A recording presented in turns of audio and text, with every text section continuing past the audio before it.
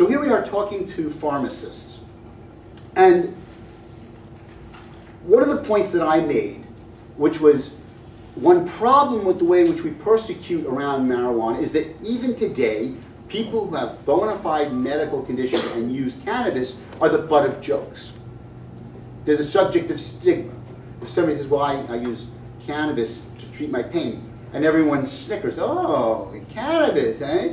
Now, we don't laugh at people who are ill if we are compassionate. We don't laugh at people who are ill in our culture, really, except in these sort of culturally approved or disapproved areas where we use cannabis. So this is an example of how this kind of stigma and shaming still persists in our culture, where we shame people who use the medications that work for them because they're socially disapproved.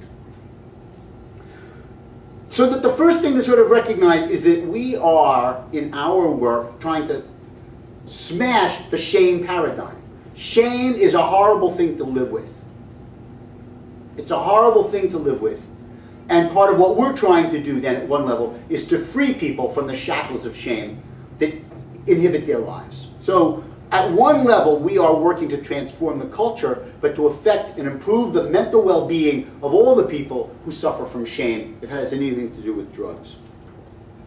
Well, this stigma that we've been talking about historically is manifested in a variety of ways. One consequence in the case of opiates has been that to inject opiates became difficult. Have any of you been to the DEA museum? I know that SSDP, Irina has. Have any of you other been there? Well, I know that SSDP, at least some of the folks, took a trip to the DEA museum in Arlington, Virginia. How many of you have seen photographs of sort of old-fashioned contraband syringes? A few of you. I mean, just to paint the picture briefly, that we went so far as to say that hypodermic syringes, these medical instruments, would be prohibited to injecting drug users, and they would construct, you know, out of varieties of ways, homemade syringes, used syringes, so that the risk of infection and abscess becomes increased for the people who suffer from the disease of addiction. And we saw then all of the kinds of problems that get associated with the criminalized behavior and say, well, it's the fault of the drug.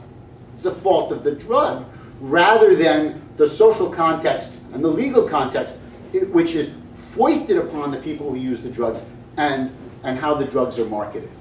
So that you have drugs, you have opiates prepared in illegal laboratories, sold by criminals who aren't in it for any kind of compassionate reason. They're in it only for the money. Therefore, they may adulterate the material, cut it down to make it more profitable, and so on. And those adulterants can clog capillaries. One syndrome of long-time injecting drug users would be hands that are very swollen fingers, long lines of scars up the legs, down up the arms, down the legs. These are, we look at these tragic kinds of physical manifestations, and if we are in a shaming mind, oh, look at that, as opposed to saying, wow, how tragic it is that these people have been made outcasts of our medical system, been outcasts of our legal system, outcasts of our culture, and that they haven't been helped. Well, this began to be transformed with the crisis of HIV and AIDS in the 1980s. Now, in 1980, I turned 30, and I was working I was just 30, I started working for the Congress. So at the time that AIDS is coming into the culture, we're beginning to sort of become aware that this disease is taking place. I'm 8 years out of college, 5 years out of college, a few years out of law school, and we're now discovering that there's this disease that can be transmitted sexually, can be transmitted through blood. And the society, of course, there was intense reaction. There was, again, the shame paradigm was created again. It's the fault of being gay. It's the fault of being a drug addict that is involved here. And this unleashed enormous amounts of cruelty. We have a federal law called the Ryan-White Act. Does anybody know what the Ryan-White Act is? Ryan White Act was one of the first federal laws to treat, to put money into the treatment of HIV/AIDS, to make sure that services were available. Do any of you know who Ryan White was? Yeah, didn't he die of AIDS? Yeah. Ryan White was a high school kid who was a hemophiliac who acquired HIV through transfusions. And at school he was once they discovered that he was HIV positive, he was evicted from school. He was subject to all kinds of abuse and persecution, as a high school kid.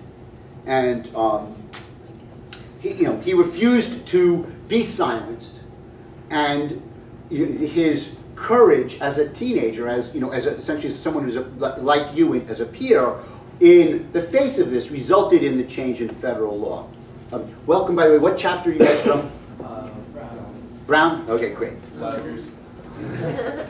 Well,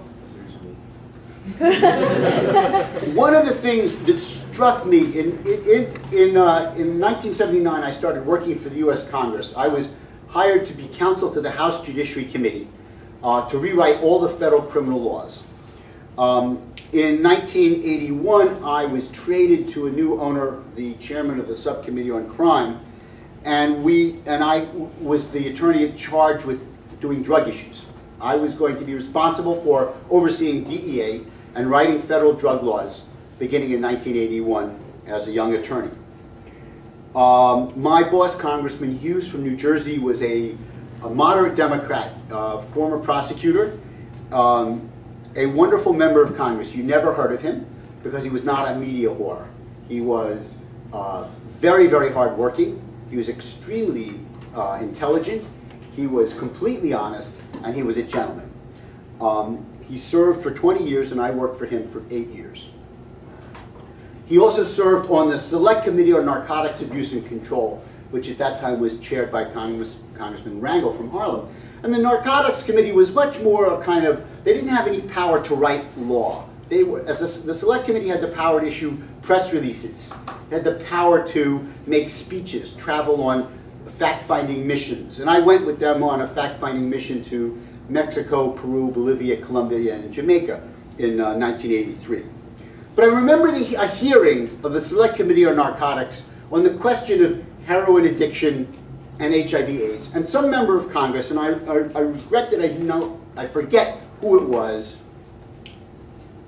essentially said, we're not going to have to worry about the heroin problem anymore. We're really just, this hearing, Mr. Chairman, is really kind of unimportant because they're all going to die of AIDS.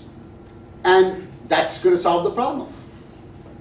And that disconnection from the humanity of who was involved here, to me, is a window into what we are dealing with. The disconnection of policymakers, of law enforcement, of people in the health community, of people in the clergy, of John Q. Citizen, from what this is about. Well, they're all going to die. That's going to solve the problem.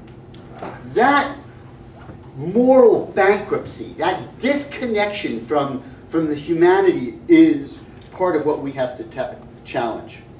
When a population gets identified as a problem, there really isn't any limit to what we'll do. We use the language now, one of the great sort of cliches of the 1980s was, well, we tried the supply side, we're doing all the control in Colombia and Mexico, we've got the interdiction in the Caribbean, and we've got law enforcement, we use new tools like forfeiture, we're going to seize the property from the drug traffickers so they can't make any money anymore. Well, that's the supply side. The demand side, we have to deal with the demand. Demand is the problem. The users are the problem. So when the users are the problem, that means we can,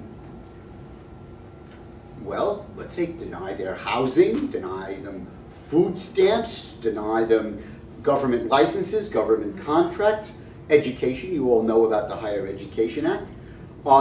We can deny them their humanity because they're the problem. And what I want to suggest that in historical, and there became, of course, a consensus in the 80s that it's a demand problem. If we can deal with